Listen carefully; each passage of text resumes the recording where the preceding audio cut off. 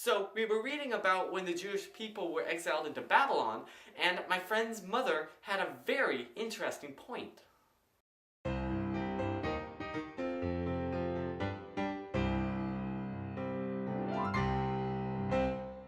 We all know what happens, how the Jewish people have been in exile for a couple hundred years, but they were prospering and growing because God had told them to. That's the time when the Tanakh was officially canonized. That's when the Babylonian Talmud was written, and that's when there was a great return to observing Judaism.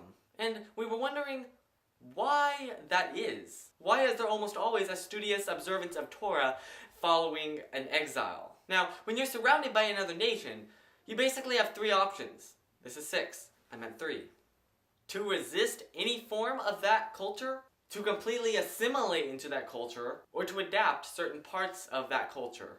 And in that time period, a lot of people chose to assimilate and completely, drop their Jewish identities completely. And it was at that point that my friend's mom said something very interesting. I'm not sure exactly where it is, and she didn't know either, but somewhere God had said that he was purifying Israel like a man would purify silver. Okay, how do you purify silver? And I know what you're thinking, I've already heard this. But there was a very interesting part at the end that I personally did not know. So basically what you do is you take this silver and you put it over fire and let it heat up for a long time. And all the impurities and the dross, that kind of stuff will float up to the top. And you take a special utensil and you swipe that stuff off and do it again and again and again and again until it's so pure that you can see your face reflected back at you in it. Okay, I know that was very short and, well, boo-hoo for you. But I just couldn't keep that to myself, and I really wanted to share it with the entire internet, so it has been sharified. Now that it's been sharified with you, well, what are you gonna do? Just like way back then, the Jewish people of today are scattered all over the world. And a large amount of the Jewish people dispersed into the world are in America. Specifically, Brooklyn. And that's the reason that anywhere besides Israel is called the diaspora. Dispersed? Diaspora? Get it?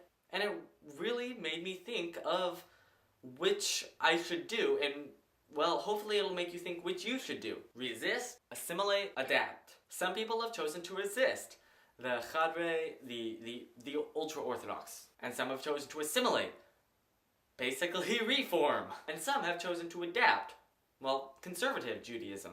That really made me think of which I do. So I'm going to answer honestly for you guys. Just based on, well, what I have understood of Jewish history, the people who resist tend to, well, leave their legacy the longest. For example, the Maccabees, and that season's coming up really soon. But that's beside the point. And those who tend to assimilate are just kind of lost to history. For example, we have no records of, well, anybody who assimilated into the Babylonian culture, anyone who assimilated into the Assyrian culture, or the Persian Empire, or the Roman, or the Greek.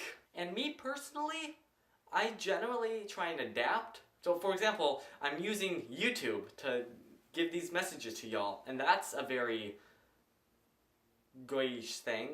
Obviously things that God says do not do are not done. But should men wear a kippah all the time? Or only when they're in shul? Or never? Should we stick to only buying certified kosher foods? Or should we just avoid shellfish, pig, camel? Not that you'd be eating camel here in America, but should we move to Hollywood and become actors, screenwriters, key grips, directors, or should we stay away from all that stuff because of its polluting influences? And that's the problem with adaptation, is knowing which minhag or customs we should do and which ones we shouldn't. We were talking about that, and my friend's mom summed it up pretty well. She said that our goal should be to engage culture, but not to embrace it. Because, time to be honest, and this will probably offend a lot of people, but the American way is not God's way. God's way is following the Torah and living in Eretz Yisrael. But on the other hand, and thanks you Phil Vischer Podcast for this next tip, pretty much the only way that we'll have a favorable standing in Hollywood and in the media is being in Hollywood, being in the media. So basically what I'm getting at is, yes, we should go out and engage culture and get its attention doing good, not just protesting everything. But we shouldn't embrace it and say that it's the best way, because obviously it isn't. So that's my opinion. What's yours? Leave a comment, if you please, because it's kind of empty down there.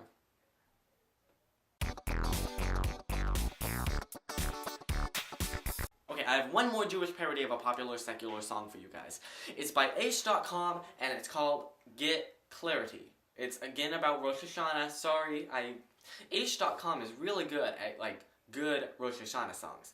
This is a parody of, what was it called? It's like, Get Lucky. And it has breakdancing chassids. Can you get any better than breakdancing chassids and backflipping chassids and a rabbi playing an electric guitar with a very epic solo?